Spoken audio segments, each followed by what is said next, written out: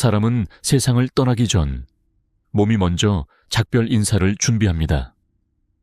그런데 그 신호는 아주 조용하게 그리고 너무 평범하게 다가오기 때문에 대부분의 사람들은 눈치채지 못한 채 지나쳐 버립니다. 요즘 밥맛이 없네. 예전보다 좀 피곤하네. 나이 탓이겠지.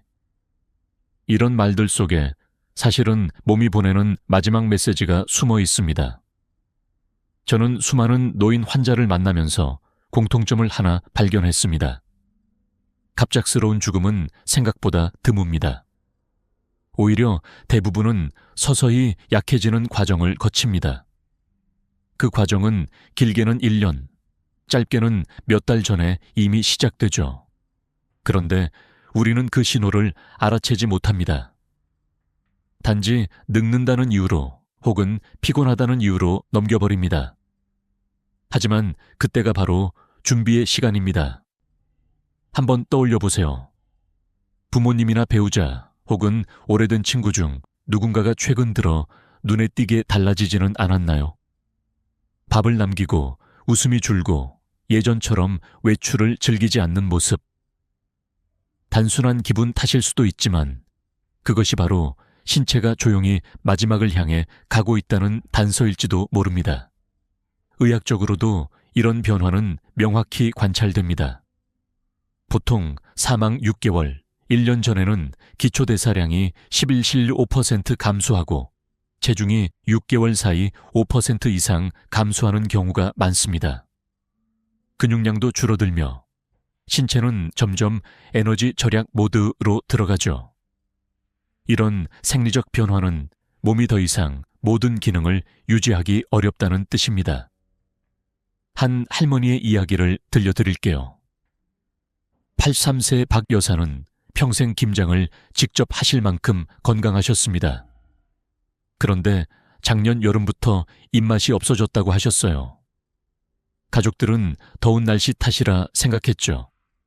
하지만 가을이 되자 체중이 4kg나 줄었고 겨울엔 계단 오르는 것도 힘들다고 하셨습니다. 결국 병원에 가서 진단을 받았을 때는 이미 암이 전신으로 퍼진 상태였습니다. 조금만 더 일찍 알았더라면. 가족들은 그렇게 눈물을 흘렸죠. 물론 모든 체중 감소가 질병의 신호는 아닙니다. 하지만 중요한 건 변화의 속도입니다. 노화는 천천히 진행됩니다. 그러나 몇 달 사이 급격히 힘이 빠지고 살이 빠진다면 그것은 단순한 노화가 아닙니다. 몸이 균형을 잃고 있다는 신호죠. 이 신호를 알아차린다면 우리는 단지 죽음을 대비하는 게 아니라 삶을 돌보는 준비를 할 수 있습니다. 예를 들어 음식의 양보다 영양 밀도를 높이고 자주 체중을 기록하고 하루 한 번이라도 함께 식사하는 시간을 가지는 것. 이런 작은 실천들이 남은 시간을 더 따뜻하게 만들어줍니다. 그리고 중요한 것은 두려워하지 않는 것입니다. 죽음은 피할 수 없지만 준비는 할 수 있습니다. 미리 알면 사랑하는 사람의 마지막을 당황이 아닌 이해와 평온으로 맞을 수 있습니다. 지금 이 순간에도 당신의 곁에서 누군가 조용히 신호를 보내고 있을지 모릅니다. 그 신호를 알아채고 손을 잡아주세요. 괜찮아, 내가 곁에 있을게. 그 한마디가 남은 시간을 전혀 다른 의미로 바꾸어 줍니다. 살이 빠지는 건 누구에게나 있을 수 있는 일입니다. 하지만 노년기에 찾아오는 체중 감소는 단순히 밥맛이 없다는 말로 넘겨서는 안 됩니다. 특히 6개월 사이 5% 이상 체중이 줄었다면 그것은 신체가 내부에서 이미 구조적인 변화를 겪고 있다는 경고일 수 있습니다. 제가 진료하던 김영호 78. 어르신은 평생을 건강하게 살아오셨던 분이었습니다. 그러나 어느 날부터인가 밥을 반쯤만 드시고 남기셨습니다. 그냥 입맛이 없어요. 처음엔 가족들도 대수롭지 않게 여겼죠. 그런데 석 달 만에 5kg이 줄었습니다. 병원에 오셨을 땐 이미 근육량이 눈에 띄게 줄어 있었고 혈액 검사에서 단백질 수치 알부민가 낮게 나왔습니다. 몸이 영양을 흡수하지 못하고 있다는 신호였습니다.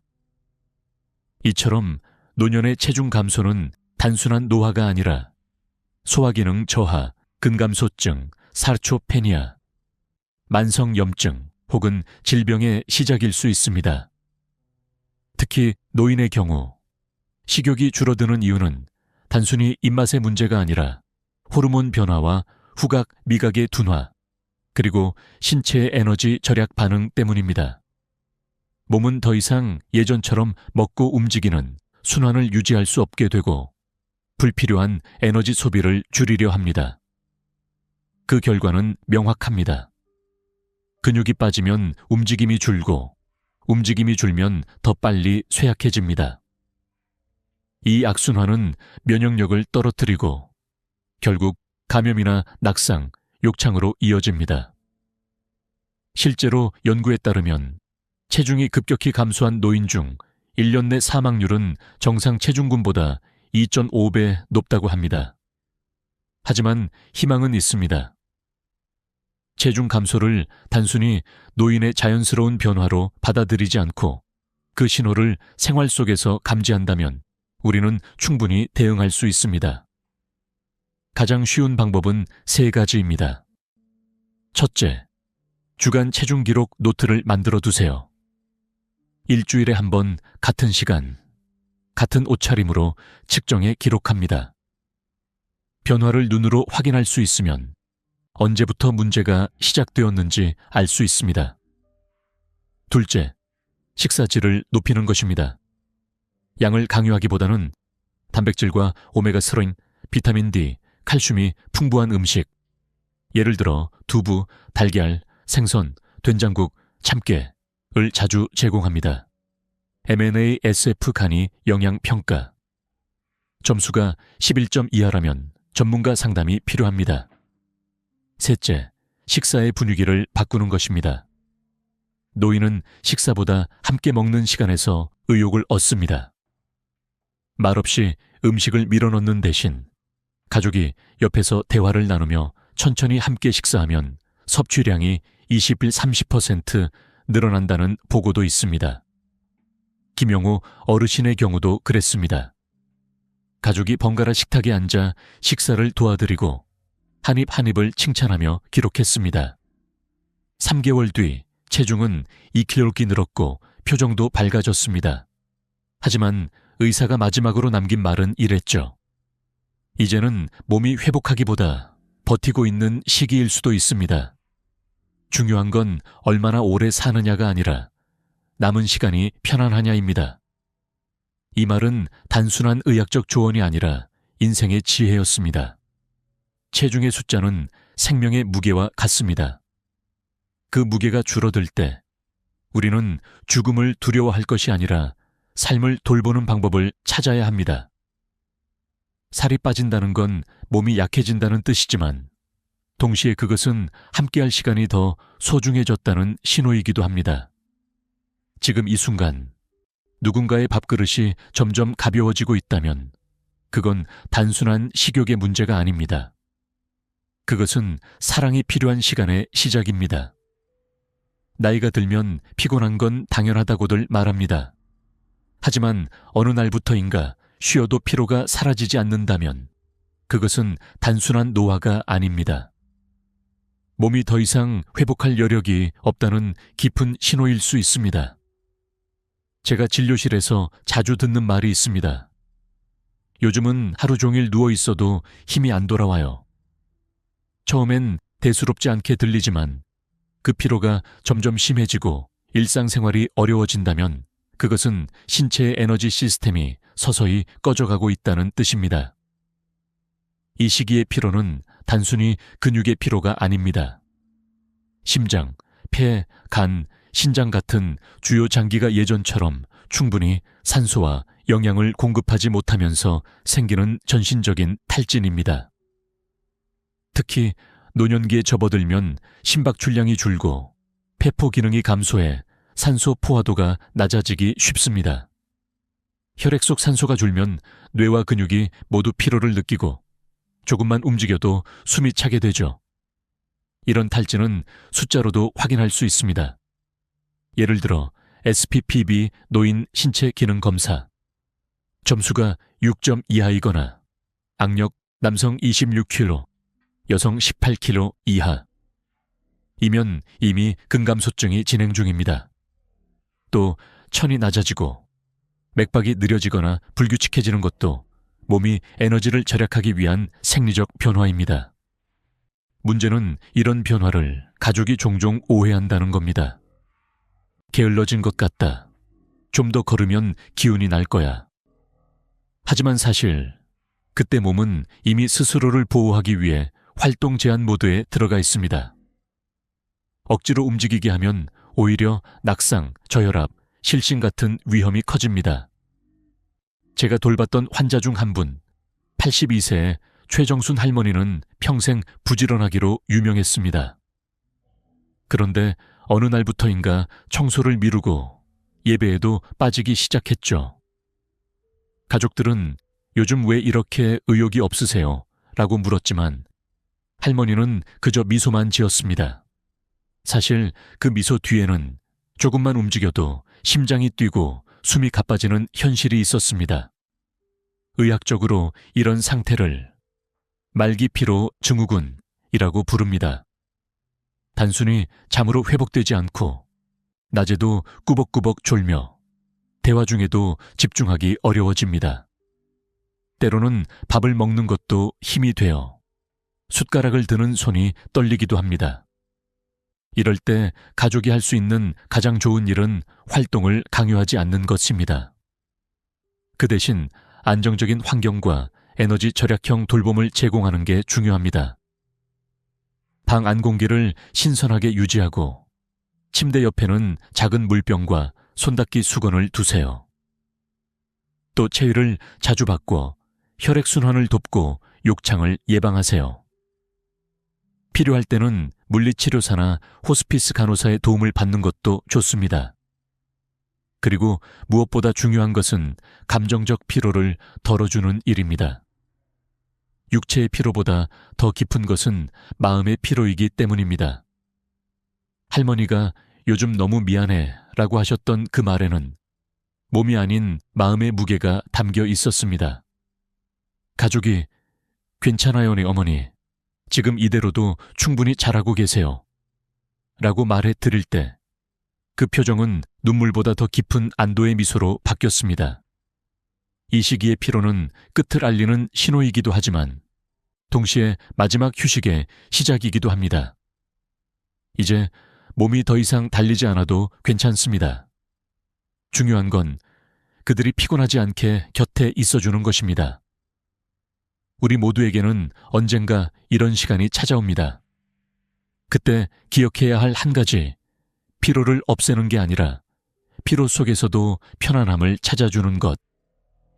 그것이 남은 시간을 존중하는 가장 따뜻한 방식입니다. 사람이 세상을 떠나기 전 가장 먼저 변하는 것은 몸이 아니라 의식이라고 합니다. 기억이 자꾸 흐려지고 익숙한 얼굴을 낯설어하고 대화 중에 멍해지는 순간이 잦아지죠. 가족들은 요즘 왜 이렇게 깜빡깜빡하세요? 라고 웃어넘기지만 그건 단순한 건망증이 아닙니다. 신체의 끝자락에서 뇌가 보내는 마지막 조용한 신호일 수 있습니다. 이 단계에서 가장 먼저 나타나는 변화는 인지 속도의 저하입니다. 예전에는 10초면 떠올리던 이름이 이제는 1분이 걸리고 대화 주제를 금세 잊어버리며 문장 중간에 내가 무슨 얘기를 하려고 했더라 하고 멈추게 됩니다. 의학적으로 보면 이는 뇌로 가는 산소와 포도당 공급이 줄어들면서 생기는 현상입니다. 뇌는 몸의 2%밖에 차지하지 않지만 에너지의 20%를 사용합니다. 그런데 신체 기능이 약해지면 이 에너지가 먼저 줄어드는 곳이 바로 뇌입니다. 저는 이런 환자분들을 많이 봤습니다. 평생 꼿꼿했던 장군 출신의 한 어르신은 어느 날부터 회의 일정을 잊고 사람 이름을 헷갈리기 시작했습니다. 처음엔 가족들도 그냥 나이 탓으로 여겼죠. 하지만 몇 달 후에는 새벽마다 여기가 어디야? 라며 전화를 걸어오셨습니다. 검사 결과 혈류량이 급격히 줄며 뇌의 전두엽이 위축되고 있었습니다. 이 시기에 사람들은 단순히 기억을 잃는 것이 아니라 현실과의 거리가 조금씩 멀어집니다. 대화가 줄고 방 안에서 조용히 앉아있는 시간이 늘어나며 마치 자신만의 세계로 들어가는 듯한 모습이 나타납니다. 일부 가족들은 이런 모습을 보고 왜 자꾸 혼자 있으려 해? 라고 하지만 사실 그건 외로움을 원해서가 아니라 내면으로의 후퇴입니다. 세상의 소음이 감당되지 않기 때문입니다. 이때 중요한 건 억지로 끌어내지 않는 것입니다. 기억이 흐려지는 그 순간에도 마음은 여전히 느끼고 있습니다. 대화가 이어지지 않아도 부드러운 목소리와 손의 온기는 전해집니다. 말보다 더 깊이 닿는 건 존재의 따뜻함입니다. 한 번은 86세의 박성자 할머니가 저에게 이런 말씀을 하셨어요. 이젠 이름도 잘 기억이 안 나요. 그런데 신기하게 손은 기억하네요. 그 손을 잡으면 마음이 편해져요. 그 말이 제 마음에 깊이 남았습니다. 기억이 사라져도 사랑의 감각은 끝까지 남는다는 걸 알게 되었죠. 이 시기에는 인지기능 저하가 두려움으로 이어질 수 있습니다. 낯선 얼굴이 늘고 익숙한 공간에서도 불안감을 느낍니다. 따라서 조명이 너무 어둡거나 환경이 자주 바뀌면 혼란이 심해집니다. 가능하다면 익숙한 물건과 공간을 그대로 유지하세요. 오랫동안 사용하던 시계, 가족사진, 라디오 같은 것들이 현실로의 다리 역할을 합니다. 그리고 가족에게 꼭 전하고 싶은 말이 있습니다. 그들이 당신을 잊는다고 해서 사랑까지 잊는 건 아닙니다. 이 시기의 노인들은 감정의 언어가 단순해집니다. 미소 하나, 손짓 하나로 모든 걸 표현합니다. 때로는 아무 말 없이 눈물만 흘리기도 하지만 그건 고통이 아니라 감정의 마지막 파도입니다. 우리가 해야 할 일은 그 파도를 억누르지 않고 함께 흘러가는 것입니다. 괜찮아요, 제리 엄마. 저는 여기 있어요. 그 한마디로 충분합니다. 기억보다 강한 것은 존재의 기억이기 때문입니다. 이 시기는 우리 모두에게 잔잔한 질문을 던집니다. 기억이 사라져도 사랑은 남을까? 네, 남습니다. 사랑은 기억보다 오래 남고 말보다 깊이 새겨집니다. 노년기에 접어들면 누구나 한 번쯤은 감기에 걸리거나 병원 신세를 집니다. 하지만 문제가 되는 건 자주 아프고 회복이 늦어지는 것입니다. 예전엔 하루면 낫던 감기가 이제는 일주일을 넘기고 작은 상처도 잘 아물지 않는다면 그건 단순한 면역력 저하가 아니라 몸이 마지막 균형을 잃어가고 있다는 신호입니다. 면역 체계는 우리가 태어나서부터 쌓아온 방패입니다. 그런데 그 방패가 서서히 약해지면 작은 세균에도 쉽게 뚫리게 되죠. 의학적으로 보면 70세 이후엔 백혈구의 탐식 능력과 T세포의 반응 속도가 10% 이상 감소합니다. 즉, 외부 침입을 인식하고 싸우는 속도 자체가 느려지는 겁니다. 이로 인해 감염이 쉽게 반복되고 회복 기간도 길어집니다. 제가 돌보았던 김선호 84. 어르신은 늘 건강한 분으로 유명했습니다. 하지만 어느 겨울 단순한 감기에 걸린 뒤부터 상태가 급격히 나빠졌습니다. 열이 오르지 않았기에 가족은 별일 아니라고 생각했지만 며칠 후 혼란스러움과 기침, 숨가쁨이 나타났습니다. 병원에서는 폐렴 진단을 내렸죠. 노인에게서 감염이 무섭게 진행되는 이유는 바로 여기에 있습니다.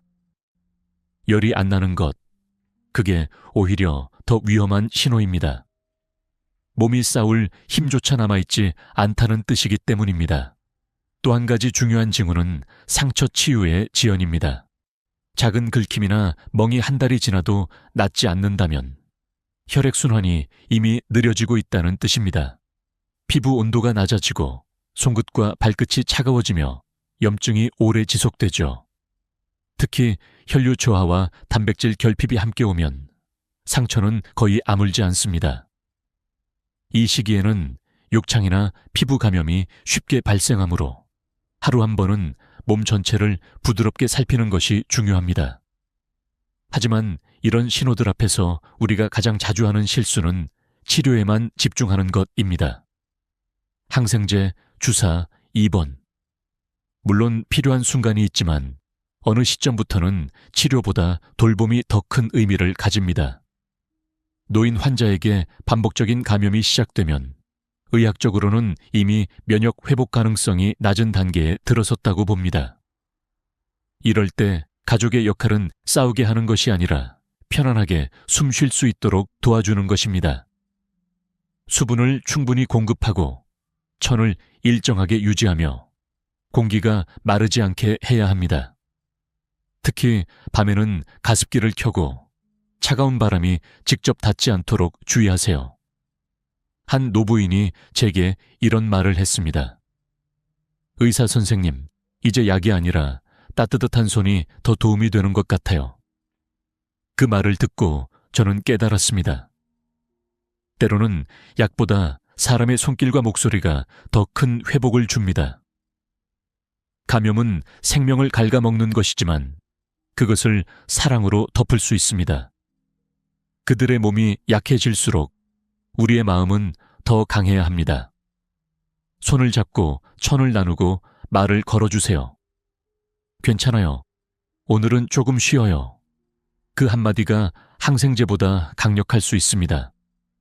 지금 당신이 사랑하는 사람이 자주 감기에 걸리고 상처가 낫지 않고 밤마다 숨이 가빠 보인다면 그건 단순한 질병이 아니라 몸이 마지막 균형을 맞추려는 과정일지도 모릅니다. 그때 필요한 건 더 많은 약이 아니라 더 깊은 이해입니다. 그리고 지금 이 순간이 얼마나 소중한지를 깨닫는 일입니다. 사람의 생명은 숨결로 시작해 숨결로 끝납니다. 그래서 마지막 순간이 다가올수록 가장 먼저 변하는 것도 바로 호흡입니다. 가족들이 가장 두려워하는 장면이기도 하지요. 어머니가 요즘 숨이 가빠요. 아버지가 자꾸 숨을 멈추세요. 이 말 속에는 이미 몸이 천천히 이별을 준비하고 있다는 사실이 숨어 있습니다. 임종에 가까워질수록 호흡은 불규칙해집니다.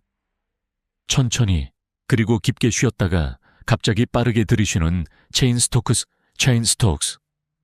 호흡이 대표적입니다. 이는 뇌의 호흡 조절, 중추가 약해지며 생기는 자연스러운 현상입니다. 어느 날 밤 옆에서 듣는 그 숨소리가 마치 파도처럼 밀려왔다 사라지는 것처럼 들릴 때가 있죠. 이건 두려워해야 할 소리가 아닙니다. 몸이 스스로 에너지를 아끼기 위해 천천히 조용한 리듬으로 돌아가는 과정입니다. 혈액순환 역시 이 시기에 크게 변합니다. 손끝과 발끝이 차가워지고 피부가 희미한 푸른빛을 띠기 시작합니다. 이는 심장이 더 이상 사지까지 혈액을 보내지 않고 남은 힘을 중요한 장기, 뇌와 심장에 집중시키기 때문입니다. 그러니 손이 차다고 담요를 덮어도 다시 금세 식는 건 자연스러운 일입니다. 이때 중요한 건 온도를 올리는 것이 아니라 마음의 온도를 지켜주는 일입니다. 제가 기억하는 한 장면이 있습니다. 93세의 노신사가 마지막 며칠을 병실에서 보내고 있었습니다. 가족들은 불안과 슬픔 속에서 혹시 지금이라도 숨을 돌릴 수 있을까요? 라고 물었죠. 저는 그저 조용히 고개를 저었습니다. 그때 따님이 아버지 손을 꼭 잡으며 이렇게 말했습니다. 아버지, 괜찮아요. 이제 쉬세요. 우리가 여기 있어요. 그 순간 신사의 어깨가 살짝 이완되더니 고르게 숨을 내쉬었습니다. 그건 고통이 아니라 평화였습니다. 이 시기에는 의료적 개입보다 안전과 존엄이 더 중요합니다. 산소 포화도가 낮아져도 억지로 마스크를 씌우거나 강한 치료를 시도하는 것은 오히려 불편함을 줄 수 있습니다. 대신 방 안의 공기를 부드럽게 유지하고 조용한 음악을 틀어주며 작은 목소리로 말을 건네는 것이 가장 큰 위로가 됩니다. 사랑합니다. 괜찮아요. 함께 있어요. 이 짧은 말들이 삶의 끝자락에서 가장 따뜻한 약이 됩니다. 호흡이 느려지고 말이 줄어들고 눈빛이 희미해지는 것은 슬픈 일이지만 동시에 자연의 섭리입니다. 마치 긴 하루가 저물며 해가 지듯이 인생도 그렇게 빛을 거두어 갑니다. 이때 가족이 할 수 있는 일은 단 하나. 잡으려 하지 말고 곁에 있어주는 것. 많은 이들이 마지막 순간을 맞으며 이런 말을 남깁니다. 그동안 고마웠어요. 걱정 마세요. 그리고 사랑해요. 그 한마디 안에 그들의 전생이 담겨 있습니다. 이 영상이 여러분께 작은 용기와 위로가 되었길 바랍니다. 누군가의 마지막 숨결 앞에서 우리는 두려워하지 않아도 됩니다. 그건 끝이 아니라 고요한 귀향의 시작이기 때문입니다. 삶의 마지막 1년은 이별의 준비가 아니라 사랑을 완성해 가는 시간입니다. 그들이 남긴 숨결은 사라지지 않습니다. 우리의 마음속에 여전히 살아있기 때문입니다. 오늘 이 이야기를 끝까지 함께해 주셔서 감사합니다. 이 영상이 누군가에게 위로가 되었다면 좋아요와 구독으로 마음을 전해주세요. 당신의 따뜻한 응원은 더 많은 이들에게 평안한 빛을 전하는 힘이 됩니다. 내시경 한번 했을 뿐인데 보험금이 5천만 원 나왔다고요? 처음 그 얘기를 들었을 때 저도 믿기 어려웠습니다. 그런데 지난 20년 동안 수많은 고객을 만나면서 그 말이 단순한 우연이 아니라는 걸 깨달았습니다. 저는 김진영이라고 합니다. 20년 동안 보험금 청구를 도와온 설계사로 그동안 3만 건이 넘는 사례를 처리했습니다. 그중엔 정말 억울하게 받을 수 있었던 돈을 그냥 몰라서 놓쳐버린 분들이 너무나 많았습니다. 특히 연세가 있으신 분들은 이렇게 말씀하세요. 그냥 건강검진이었어요. 아프지도 않았는데 무슨 보험금이에요. 실손 조금 받았지 큰 돈은 못 받죠. 그럴 때마다 저는 조용히 미소를 짓습니다. 왜냐하면 저는 알고 있으니까요. 보험은 아픈 사람의 제도가 아니라 아는 사람의 제도라는 걸요. 보험사는 절대 먼저 알려주지 않습니다. 병원도 친절하게 설명해주지 않습니다. 심지어 많은 설계사들조차 검진과 치료의 경계가 어디서 갈리는지 모르는 경우가 많습니다. 지난달 67세의 박성준 어르신이 제게 오셨습니다. 그분은 늘 건강을 챙기는 분이셨죠. 위내시경을 받고 별다른 이상 없다는 말을 들었습니다. 그냥 검진이니까 보험금은 안 되죠. 그렇게 생각하셨답니다. 하지만 제가 서류를 살펴보니 진료 기록 한 줄에 이렇게 적혀 있었습니다. 상복부 불평함. 딱 그 한 줄이 보험사의 판단을 완전히 바꿔놓았습니다. 결과는요. 실손보험과 수술비를 합쳐 57만 원, 그리고 2년 전 대장 내시경 기록까지 확인해 추가로 45만 원을 더 받으셨습니다. 총 100만 원이 넘는 돈이 한 번의 확인으로 돌아왔죠. 그날 어르신은 제 앞에서 눈시울을 붉히며 말씀하셨습니다. 진영 씨, 이거 진짜 감사해요. 그냥 검진인 줄 알고 평생 모르고 넘어갈 뻔했어요. 저는 그때 다시 한번 확신했습니다. 보험금은 병이 아니라 기록에서 나온다는 사실을요. 아팠다는 게 중요한 게 아니라 의무 기록에 어떻게 적혀 있느냐가 모든 걸 결정합니다. 예를 들어 위내시경을 하다가 용종을 제거했다면 그건 단순 검진이 아니라 치료 행위입니다. 즉, 실손보험 청구 대상이 되는 거죠. 또 만약 조직검사를 했다면 그건 진단비 혹은 수술비로 이어질 가능성이 매우 높습니다.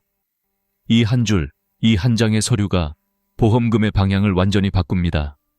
그걸 아는 사람은 수십만 원에서 수천만 원을 받습니다.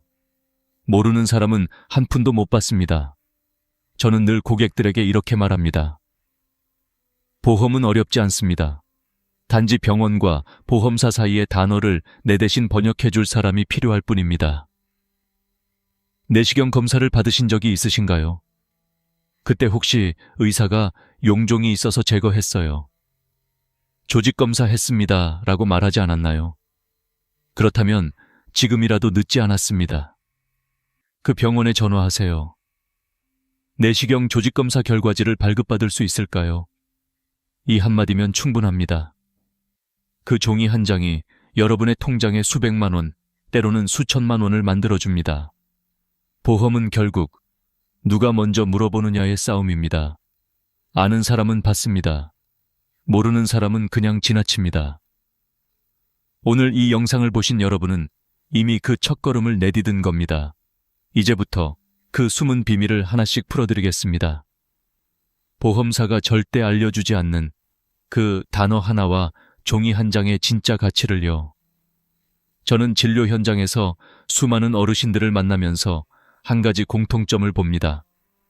보험을 오래 들었는데도 정작 받을 수 있는 돈은 모르고 지나친다는 겁니다. 그 이유는 단순합니다. 보험금의 문은 단 2개의 관문으로 되어 있기 때문이죠. 첫째는 증상이 있었는가, 둘째는 처치가 이루어졌는가.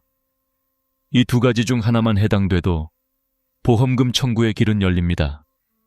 많은 분들이 건강검진이라면 무조건 보험금이 안 된다고 생각합니다. 그런데 그건 반은 맞고 반은 틀린 말입니다. 검진이라도 단순한 호기심이 아니라 증상 때문에 검사한 것이라면 그건 이미 치료 목적의 행위로 간주됩니다. 예를 들어 속이 더부룩해서 혹은 소화가 잘 안 돼서 병원에 갔습니다. 의사가 그럼 위내시경 한번 해보시죠 라고 권했다면 그건 단순한 건강검진이 아닙니다. 이미 상복부 불평함이라는 증상이 진료 기록에 남게 되고 그 한 줄이 보험금을 받을 수 있는 결정적 근거가 됩니다. 72세 기하자 할머니의 사례가 그랬습니다. 건강검진으로 위내시경을 하셨는데 용종이 발견되어 제거까지 하셨습니다. 병원에서는 그냥 검진이니까 보험금은 안 나옵니다 라며 돌려보냈죠. 하지만 진료 기록을 다시 확인해보니 상복부 불평함이라는 증상이 명확히 기록되어 있었습니다. 그 덕분에 실손보험과 수술비를 합쳐 57만 원을 받으셨습니다. 할머니는 놀라워하며 물으셨습니다. 그럼 몇 년 전 대장 내시경도 받을 수 있나요? 확인해보니 2년 전 대장 내시경에서도 용종을 제거하셨고 그 기록은 아직 청구 기한인 3년을 넘기지 않았습니다.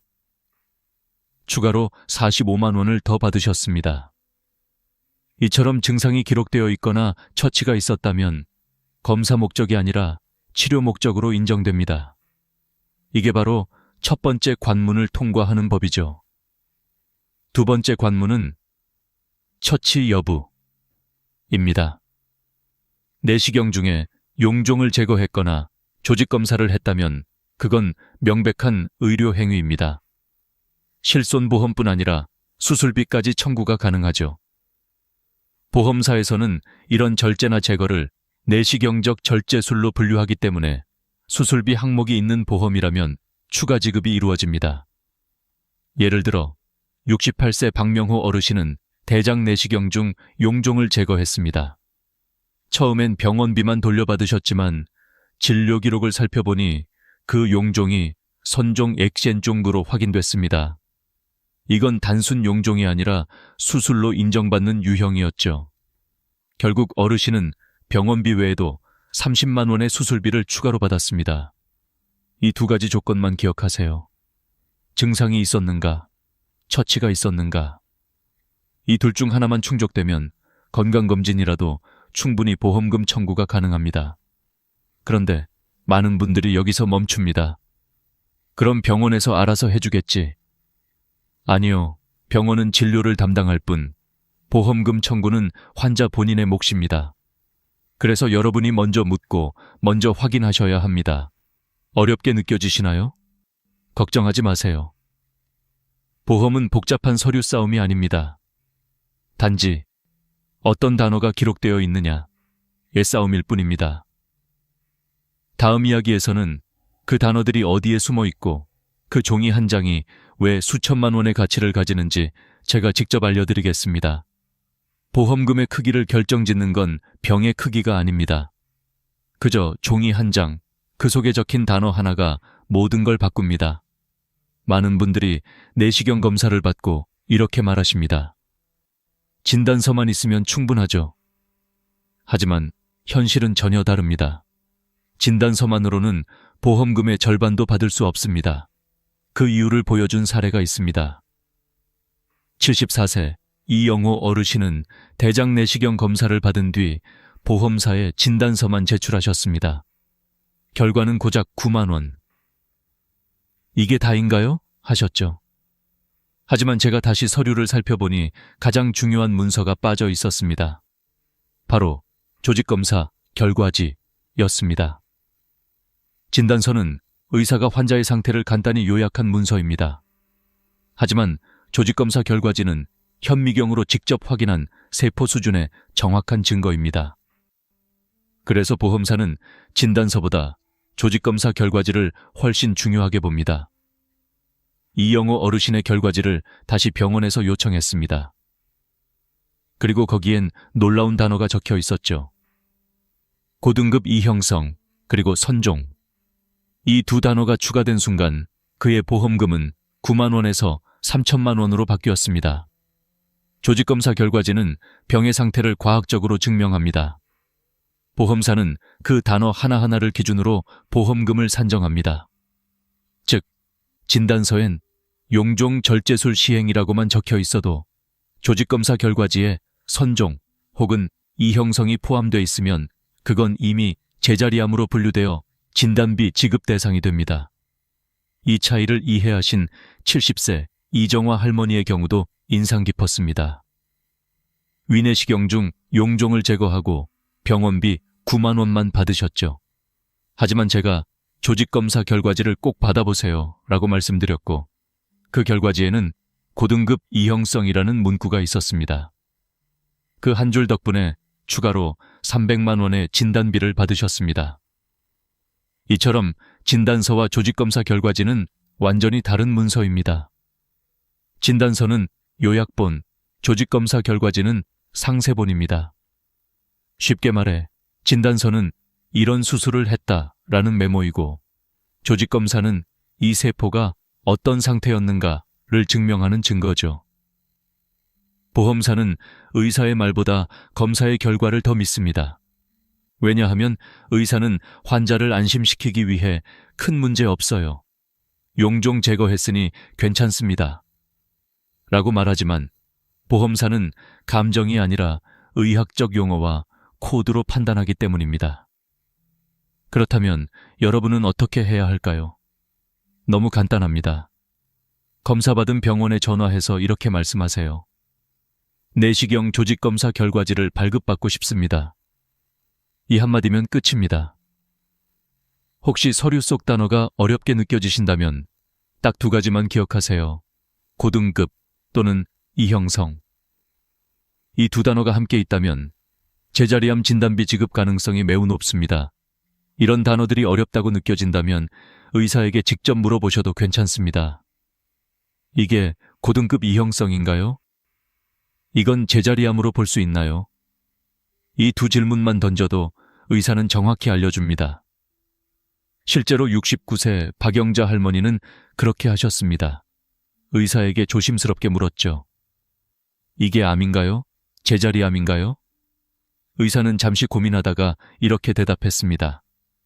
고등급 이형성입니다. 제자리암과 같은 의미예요. 그 한마디를 기록으로 남겨 보험사에 제출한 결과 그분은 3천만 원을 받으셨습니다. 이 모든 일의 출발점은 단 하나였습니다. 조직검사 결과지 한 장, 진단서만으로는 9만 원. 조직검사 결과지가 있으면 3천만 원. 이게 바로 현실입니다. 여러분, 내시경을 받으셨다면 꼭 기억하세요. 진단서만으로는 부족하다. 병원에 꼭 전화하세요. 조직검사 결과지를 발급받을 수 있을까요? 그 한 장의 종이가 당신의 통장에 0이 하나, 아니 2개를 더 만들어줄 수도 있습니다. 그리고 다음 이야기에서는 이 조직검사 결과지가 수술비, 진단비, 실손보험 이 3가지 항목에 어떻게 연결되는지를 알려드리겠습니다. 여러분, 보험금이 어떻게 계산되는지 아시나요? 대부분은 이렇게 생각합니다. 병원비만큼만 돌려받는 거잖아요.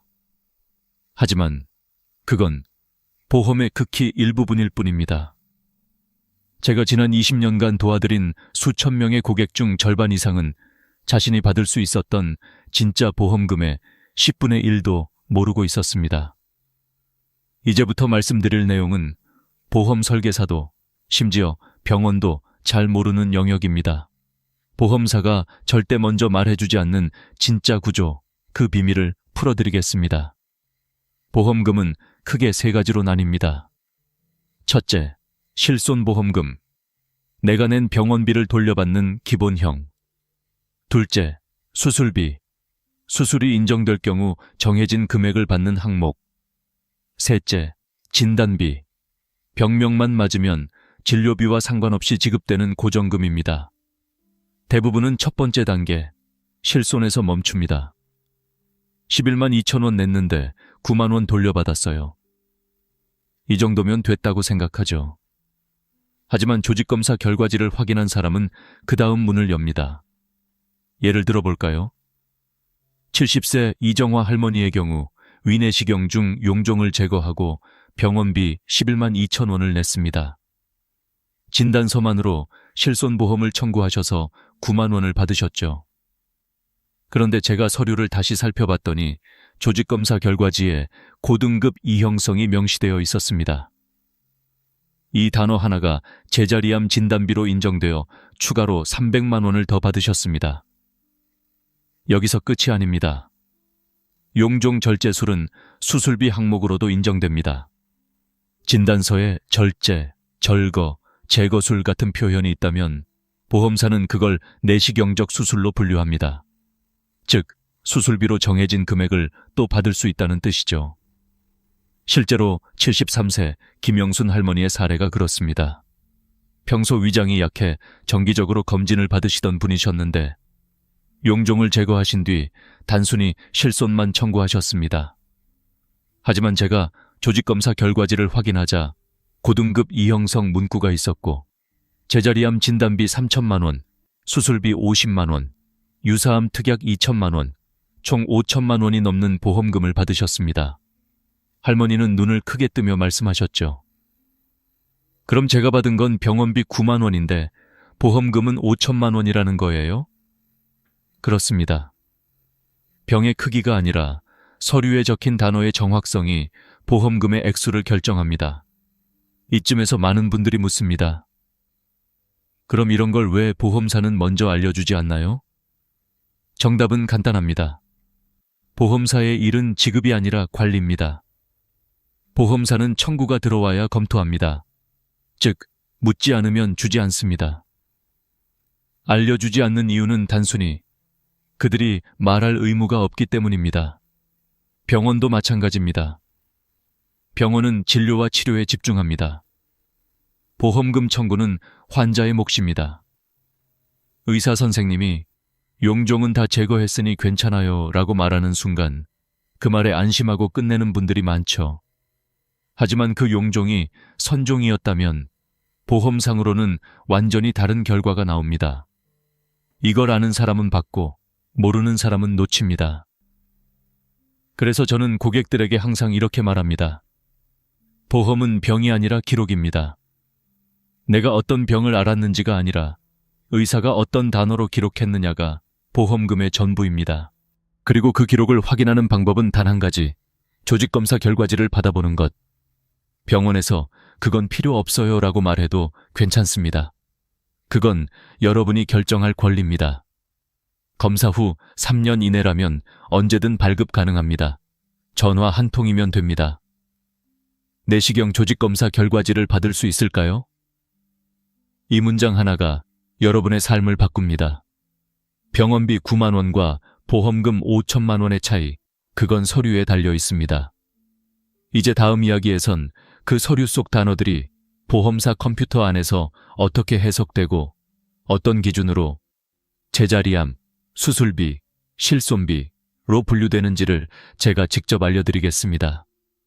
이걸 아는 순간 보험은 더 이상 어려운 단어가 아니라 여러분의 권리가 됩니다. 보험은 숫자의 싸움이 아닙니다. 단어의 싸움입니다. 진단서에 어떤 표현이 들어있느냐에 따라 9만 원이 될 수도 있고 900만 원이 될 수도 있습니다. 이 말을 들으면 다들 믿기 어렵다고 하십니다. 설마 단어 하나로 그렇게 달라진다고요? 하지만 저는 20년 동안 수많은 사례를 봐왔습니다.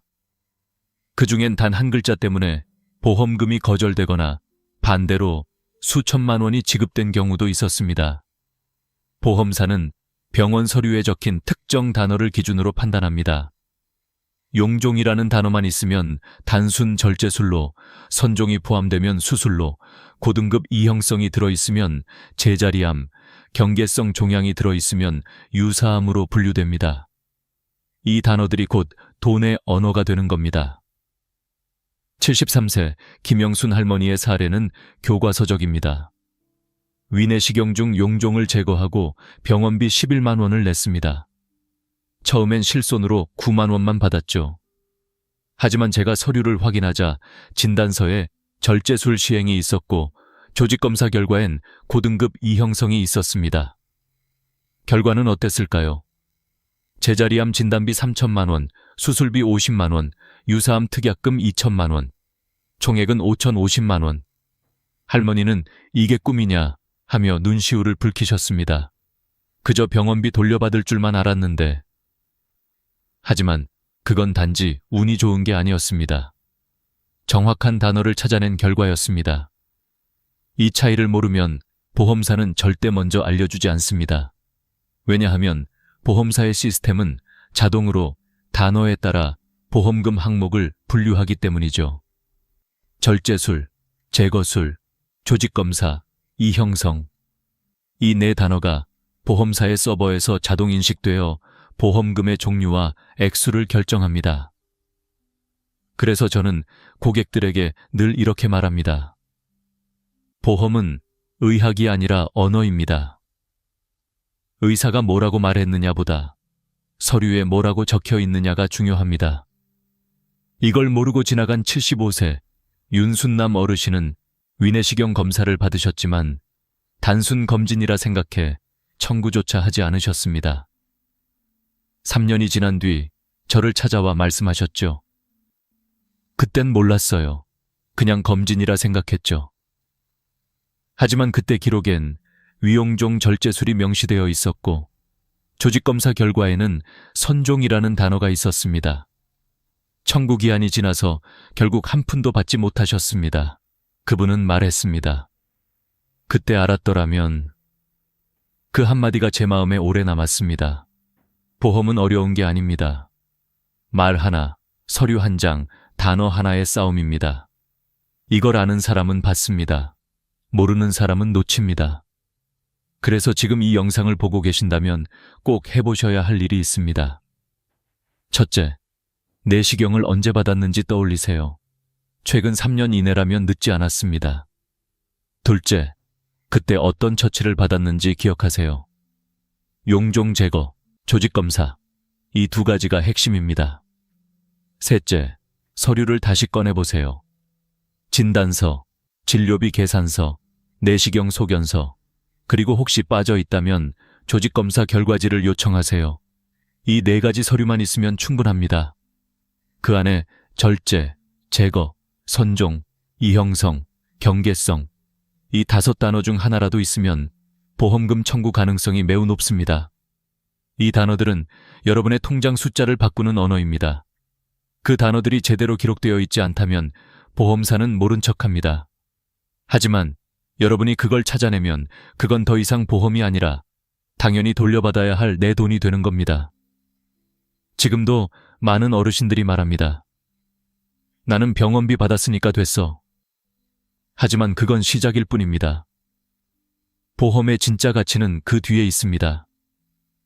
다음 이야기에서는 이 단어들이 실제로 보험사 내부 시스템에서 어떻게 해석되고 어떤 절차로 승인되어 여러분의 계좌로 돈이 입금되는지를 단계별로 설명드리겠습니다. 이걸 알면 더 이상 운 좋으면 받는 돈이 아니라 알면 반드시 받는 권리가 됩니다. 여러분, 보험금은 운이 아닙니다. 아는 사람만 받는 권리입니다.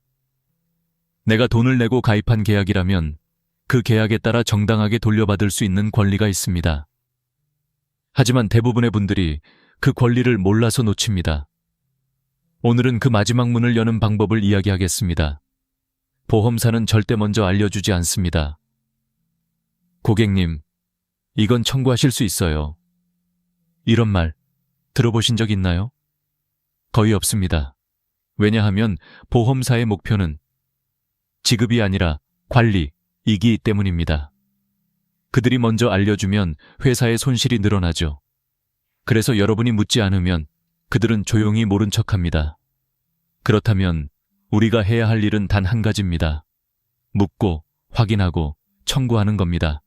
그게 권리의 시작입니다. 제가 도와드렸던 74세 김정자 할머님 이야기를 해드리겠습니다. 몇 년 전 위내시경 검사를 받으셨습니다. 용종이 있어 제거했지만 그냥 건강검진이니까 보험금은 안 나와요. 병원의 말을 그대로 믿고 넘어가셨죠. 3년 뒤 저를 찾아오셨을 땐 이미 청구기한이 지나 있었습니다.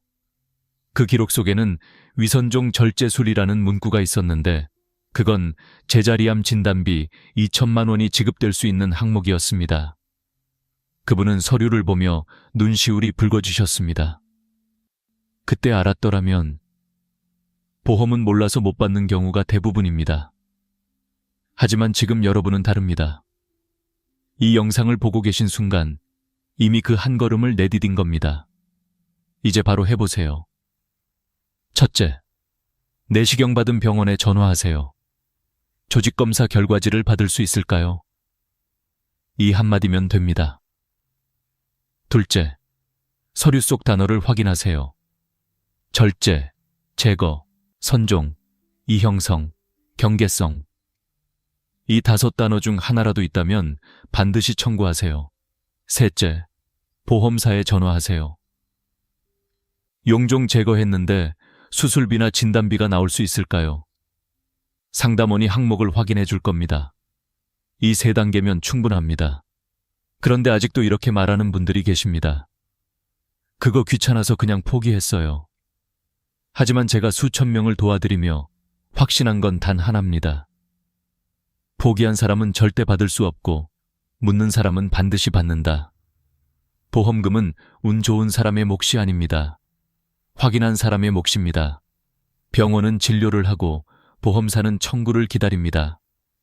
그 사이에 있는 단 한 사람, 바로 여러분이 움직여야 합니다. 이건 돈의 문제가 아니라 존엄의 문제입니다. 평생 일하며 낸 보험료, 그건 여러분의 권리이자 노후의 안전망입니다. 저는 지난 20년간 수많은 어르신들을 만나왔습니다. 내시경 한 번으로, 종이 한 장으로, 단어 하나로 삶이 바뀌는 모습을 수도 없이 보았습니다. 9만 원이라 생각했던 검사비가 5천만 원의 보험금으로 바뀌는 기적 말입니다. 이제 그 기적은 여러분의 차례입니다. 보험은 더 이상 복잡한 서류가 아닙니다. 내가 알아야만 받을 수 있는 약속입니다. 오늘 이 영상을 본 당신은 그 약속을 지킬 첫 번째 사람이 될 수 있습니다. 혹시 내시경 검사 후 서류를 어디 뒀는지 모르시겠다면 지금 바로 병원에 전화하세요. 내시경 조직검사 결과지 발급받고 싶습니다. 이 한마디면 충분합니다. 그리고 주변 분들께도 꼭 알려주세요. 여러분이 공유하는 단 한 번의 클릭이 누군가에겐 3천만 원, 5천만 원의 희망이 됩니다. 저는 다시 한번 말씀드립니다. 보험은 운이 아닙니다. 아는 사람의 권리입니다. 그 권리를 지키는 첫 걸음이 바로 확인입니다. 오늘부터 여러분의 권리를 직접 찾아가세요. 제가 이 자리를 빌려 마지막으로 부탁드립니다. 내 돈, 내가 챙기자. 그게 여러분의 노후를 지키는 가장 현명한 방법입니다. 끝까지 함께 해주셔서 감사합니다. 이 이야기가 도움이 되셨다면 좋아요와 구독, 그리고 알림 설정 부탁드립니다. 여러분의 한 번의 응원이 또 다른 분의 삶을 바꾸는 시작이 될 수 있습니다. 노후의 지혜, 삶의 가치, 저는 언제나 여러분 곁에서 함께하겠습니다.